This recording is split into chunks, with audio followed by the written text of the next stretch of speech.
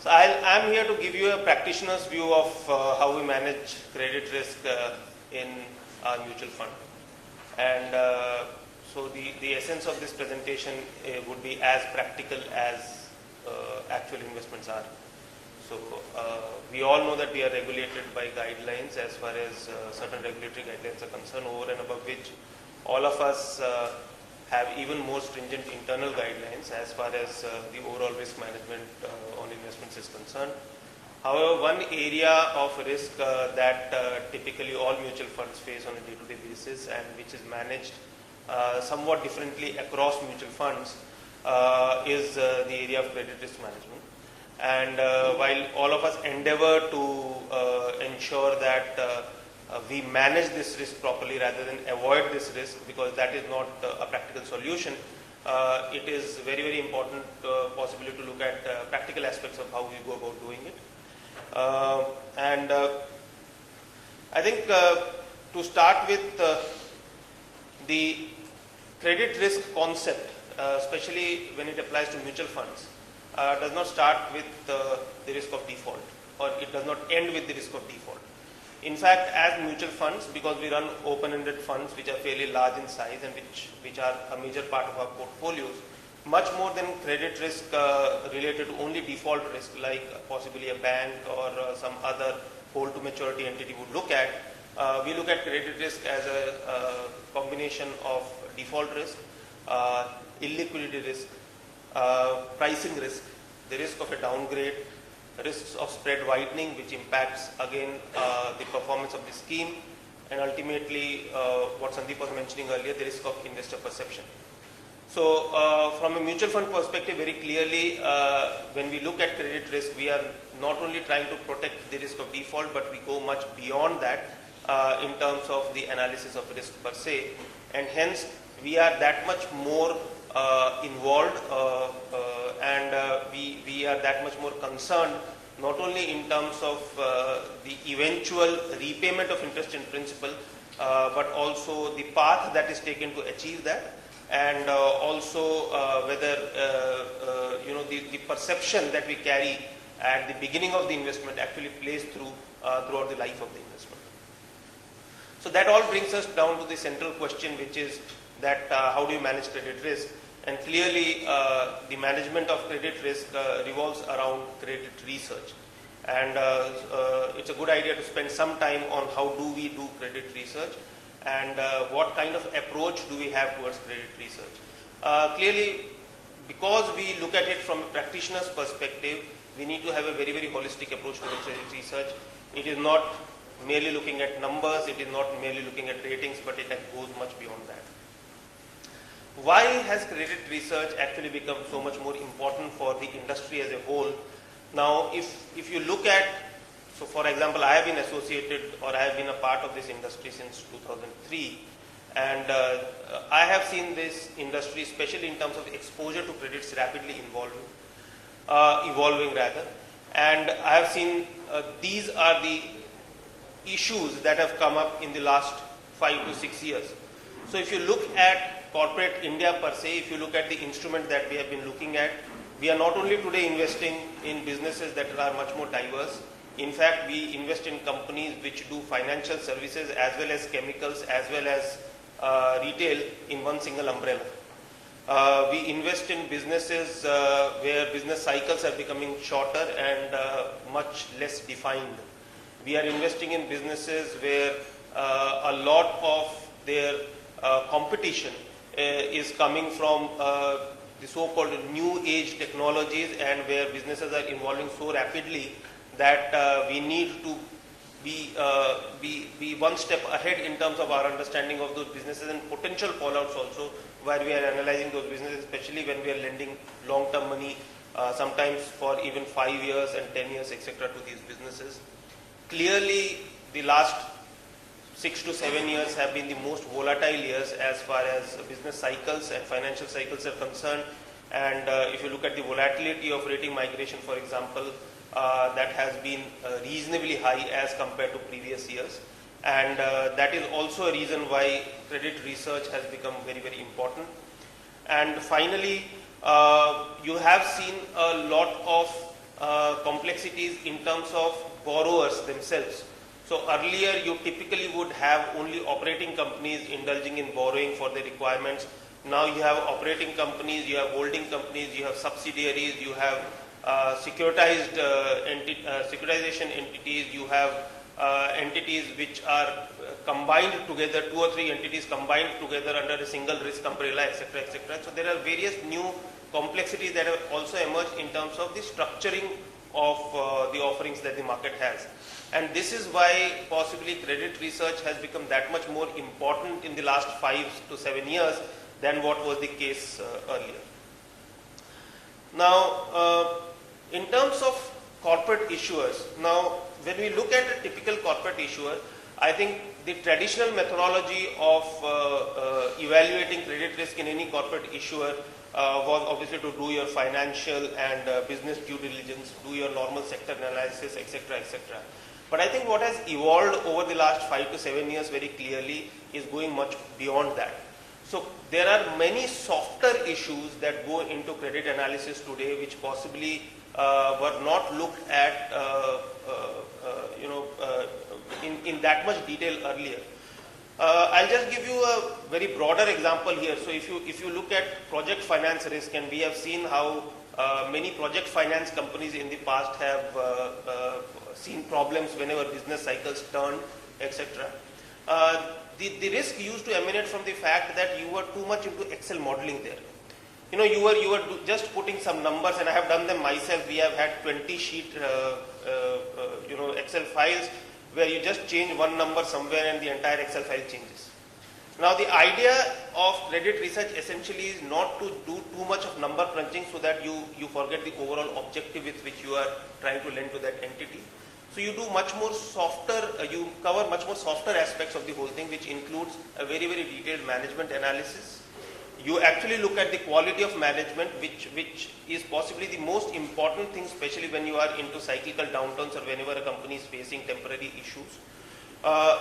You do a lot of informal analysis. So while we do credit research, whether it is on an entity or on a sector, one of the key aspects that we cover here is how is that entity perceived across banking circles.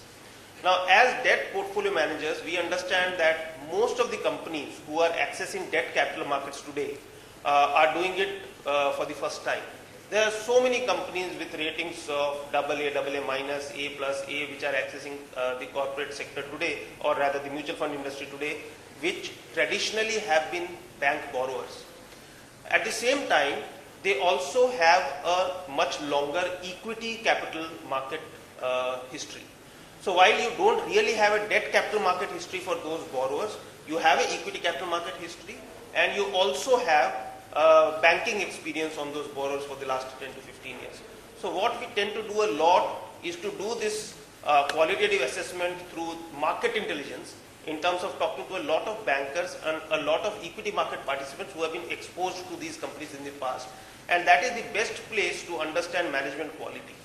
So rather than just looking at numbers and annual reports, you go much beyond that and do your own bit of market intelligence. You also look at, as part of management quality, the parentage. And in fact, in the last 5 to 6 years, one big learning has been that parentage has been a key differentiator between many companies in terms of their credit performance. And hence, if you are comfortable with the parentage and the approach that a parent has towards its various subsidiaries, it helps you a lot in terms of the overall understanding of their credit. While one does take a lot of comfort from rating, and rating is typically the starting point whenever you start with any analysis, but I think as far as the final credit decision goes, it would not constitute more than 5 to 10% of your overall decision making process.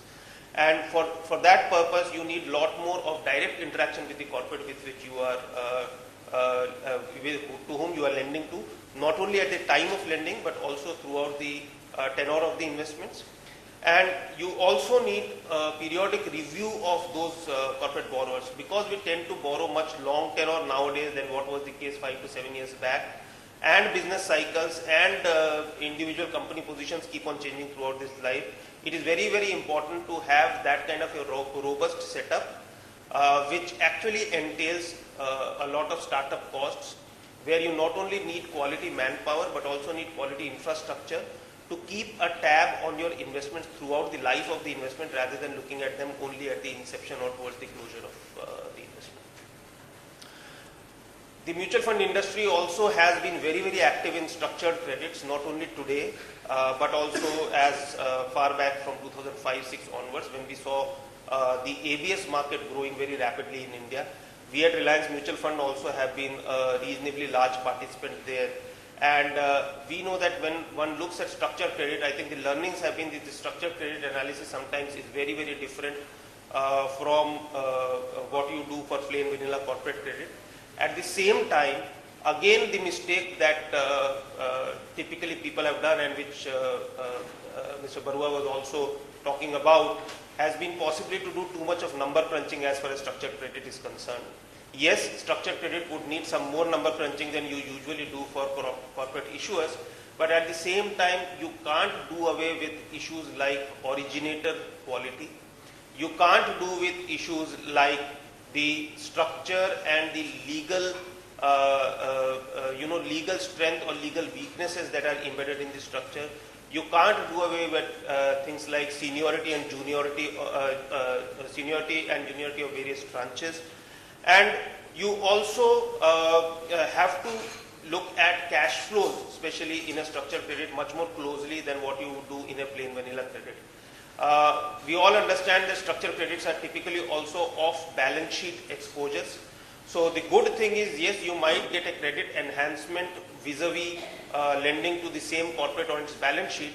The bad thing is that if the receivables in the underlying structure are not robust, you have no fallback beyond whatever collateral you have taken up front. So clearly, if you go wrong at the initial stage as far as structured credit is concerned, it is actually much more riskier to be in a structured credit vis-a-vis a conventional credit, because in a conventional credit at least you have a fallback on the balance sheet which you don't have in case of structured credit. So from our perspective, the issues like issuer, the underlying asset, how the asset classes behave not only for the issuer but across the industries, how has it behaved across cycles, the entire structure analysis, the legal veracity of the structure, and we have a full-fledged legal team in-house at Reliance Mutual Fund which has those capabilities not only to structure transactions but also to monitor them, and interaction with not only the issuer but also the rating agencies in terms of how they perceive risks. So we have seen time periods where, for example, when you used to do car pools, I remember when we started doing car pools in 2005, the average collateral used to be between 10 to 15% depending on the pools that you are doing. By 2007, because of the recency experience which was reasonably good between 2005 to 2007, in some of these cases the rating agencies had brought the cash coverage threshold or the collateral threshold to as low as 5 to 7%. Now, as an investor, we clearly need to understand that these are cycles and rating agencies would react to current data. Ultimately, as a lender, you are not looking at current data, but you are also looking at the potential that current data is going to fluctuate. Current data might worsen going forward, so on and so forth. And hence, as an investor, you need to put your foot down and say that this is X percentage of collateral. I don't care what the rating is. As long as the collateral is below X percentage, I am not going to invest. That kind of a hygiene or that kind of a discipline needs to be built in when you are looking at your credit processes, because you are not only doing the current data analysis or the current market analysis, you are also trying to forecast what could possibly go wrong in a structured credit vis-a-vis a plain vanilla credit. One of the new structured assets that has now started hitting the markets is CMBS. As an industry, I think all mutual funds are evaluating that asset class right now. We are also evaluating the same, and while it is a very, very interesting asset category to look at, I am sure there will be a lot of learning not only in terms of structuring of that asset category but also creating buffers in those transactions so that we don't face problems if we see some kind of structure related issue in a CMBS transaction. So what clearly beyond the normal assessment that you do should be a credit differentiator as far as an investor is concerned? First and foremost, you have to be much more forward-looking in your analysis. I remember I was a very, I was barely out of college. We were doing a project on cement companies, and we were doing a project on ACC. And I remember that the day ACC got downgraded, this was way back in 2002. The day ACC got downgraded, that was the day its stock price started rebounding. So clearly the stock price was much more forward-looking than the rating was. And as practitioners of credit risk management and as investors, because we are not investing on yesterday's data, we are investing essentially on how tomorrow's data is going to be, we need to be much more forward-looking in terms of our entire analysis. We have to look beyond numbers is what I have already talked about in terms of looking at management quality, in terms of looking at perception, etc. We have to do a lot of market intelligence. There is no substitute for market intelligence as far as research is concerned. There are so many companies, and we today at Reliance, and I'm sure at other AMCs, have a very, very vibrant board, a very, very vibrant board of trustees. We used to collectively use their knowledge, their background, and their understanding, because they have been in the markets for so many years in terms of corporate behavior. There are so many companies which have grown very big in the last 5 to 10 years, but if you go back and look at their rating history, if you go back and look at their credit history, some of them have a very good background, but in some of the cases you will see unevenness. And it is that unevenness which should make us question whether that unevenness in terms of credit quality had to do with management quality, or was it just a pure cyclical issue as far as that company was concerned. And hence it becomes very, very important for us to include market intelligence as part of our overall credit research process. As we get into more and more complex transactions, as corporates themselves become more and more complex, we need a very, very strong support from an in-house legal team, not only in terms of documentation, but also in terms of possibly coming to the same page in terms of business risk understanding. So many a times what we have seen in the past is that the business risk that I am perceiving as a portfolio manager needs to be explained very thoroughly to the legal guy so that he can build that accordingly in the documentation. Otherwise the documentation will always leave space which can be exploited in a bad time. Some of the structures or some of the real life instances that we have seen where credit research has gone simply beyond balance sheet and financial analysis. There are many corporates where there is an issue of visibility. A AAA is a AAA not because its current financials are necessarily better than a AA. A AAA is a AAA because the financial flexibility is much higher than a AA. And that is why you are much more comfortable lending to a AAA for 10 years and you are not comfortable lending to, for example, a A-rated company for more than 3-4 years. The reason not being that the current balance sheet is bad, but the reason is that the financial flexibility and possibly the operating position of that company is such that in case the market turns bad, in case the economy turns bad, that company will have much lesser financial flexibility.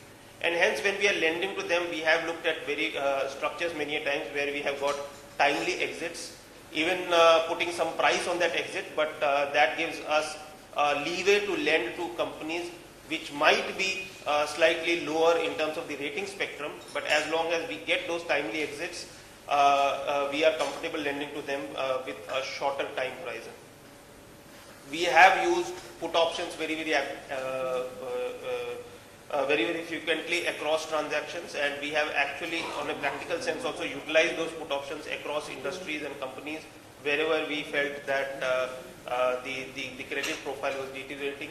Again, we have never tried to link put option always to credit ratings, because like I said, while credit rating might be one of the triggers for put options, you need to have put options based on your own assessment of the credit rather than based on credit rating, which may or may not be done in a timely fashion.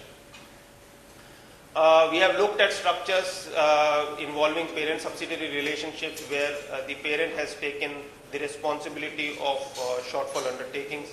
We have looked at pure guarantee structures, but Guarantee structure is a very, very old structure. We have all looked at it. There is nothing great about it other than the fact that you need to be very, very careful while documenting. And I think there are a lot of cute names that have come for substituting guarantee options nowadays. Somebody calls it a shortfall undertaking. People have started using comfort letters more often than not. And I think as mutual fund practitioners, we all need to understand that there is a clear-cut differentiation. There is a legal differentiation, there is documentary differentiation as far as these things go, and hence we will have to be very, very careful when we are looking at the documentation part as far as any support transaction is concerned. We have also looked at multiple NCDs backed by common guarantees. This again, this structure is relatively new, which has come to the markets, especially after mutual funds have found the securitization route not viable because of taxation issues. And finally, the subject that I touched, this is a new subject that has come in terms of CMBS, and like everyone else, we are also evaluating it very closely. It looks interesting, but a lot of safeguards need to be put, which we are as we go about doing transactions. Thank you. If there are any questions, I can take them now, or we can discuss later.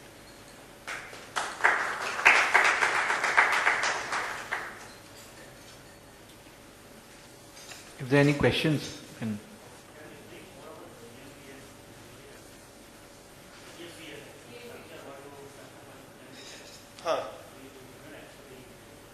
ये भी DLF का transaction was ना? There was a DLF transaction that happened.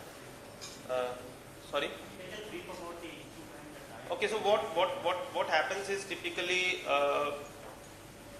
when I look at any issuer in terms of balance sheet lending, so I am getting exposed to the entire balance sheet. I may be senior, rank pari passu, or junior to certain set of lenders, but in general I am exposed to the entire balance sheet, and I get impacted by whatever happens there. In a CMBS transaction, typically you are trying to segregate a particular asset or a group of assets into a separate balance sheet. You are essentially relying on two things. One is the cash flow that those assets are going to generate, which will help you repay your interest and either repay your principal or refinance your principal. And you are also looking at the underlying asset and the value of that asset, which has been put in the balance sheet, which will be possibly the biggest comfort to you in terms of refinancing. So because the DLF transaction is already out, I will briefly tell you what it is. So they have two malls in Delhi, Emporio and Promenade. This is in Vasant Kunj, or not really Vasant Kunj, near to Vasant Kunj.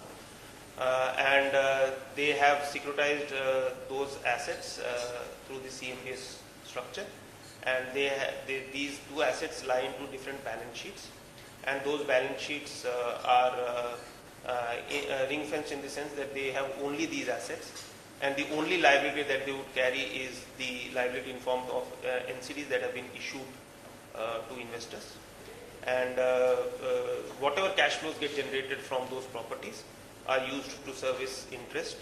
And at the end of the tenure of this transaction, the issue is refinanced in order to give exit to investors. So what essentially you are doing is, as a investor, you have two controls. One, you have a share pledge, which is 100% of the shares of this entity. So you in turn hold this entity for all practical purposes. The second is you will also have a charge on the property itself. Practically speaking, it's much easier to buy and sell shares than to buy and sell properties, and that is where the pledge on the shares is created. And so you have a charge on the company, you have a charge on the property, or you rather have a pledge on the company shares, you have a charge on the property, and you also have a charge on all cash flows that come in form of rentals from that property. That's so this is perceived to be much more safer and as compared to a normal balance sheet lending.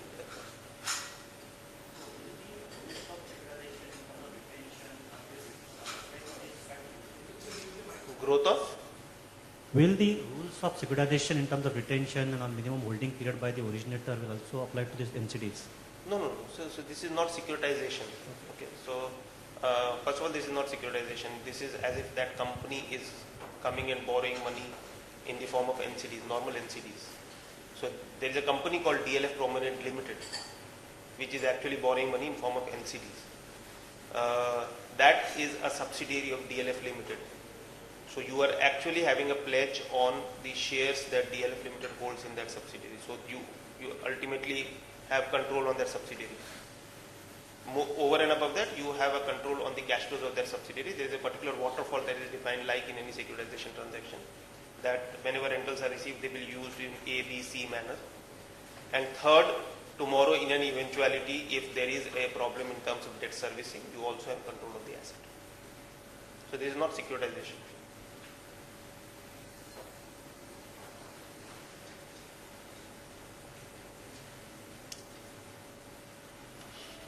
Anyways, thanks a lot for a patient hearing.